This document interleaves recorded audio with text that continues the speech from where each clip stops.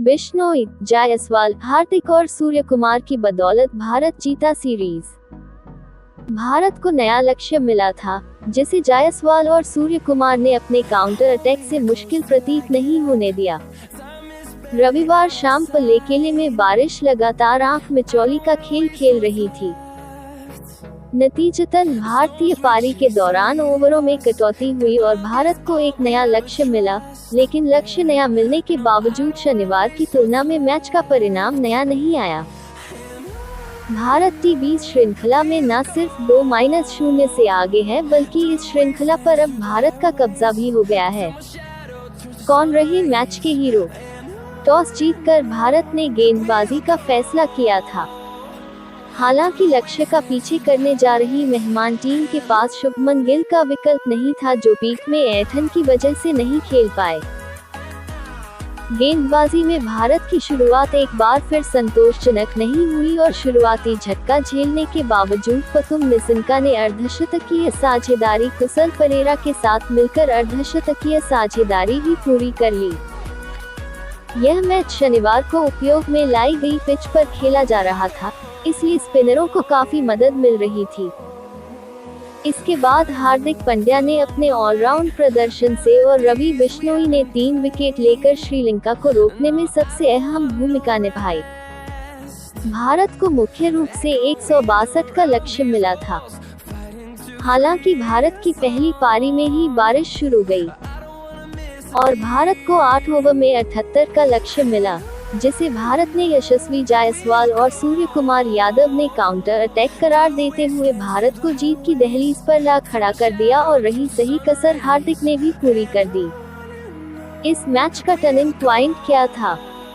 श्रीलंका ने इस श्रृंखला के पहले दोनों मैचों में बल्ले के साथ शुरुआत तो बढ़िया की, लेकिन भारत ने दोनों ही मैचों में बढ़िया वापसी करते हुए श्रीलंका के आगाज पर पानी फेर दिया।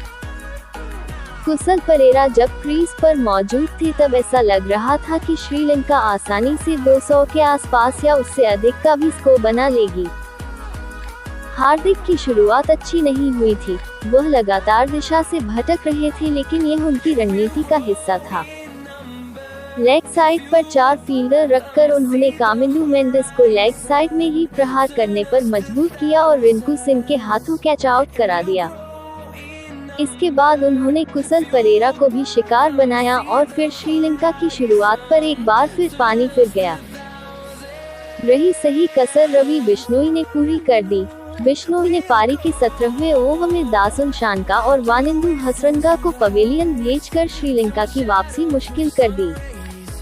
अंतिम 5 ओवर में श्रीलंका के 7 विकेट गिर गए। भारत को 162 का टारगेट मिला था, लेकिन पारी के पहले ही ओवर में बारिश शुरू हो गई। काफी देर तक खेल प्रभावित होने के बाद भारत को 8 ओवरों में 78 का लक्ष्य मिला।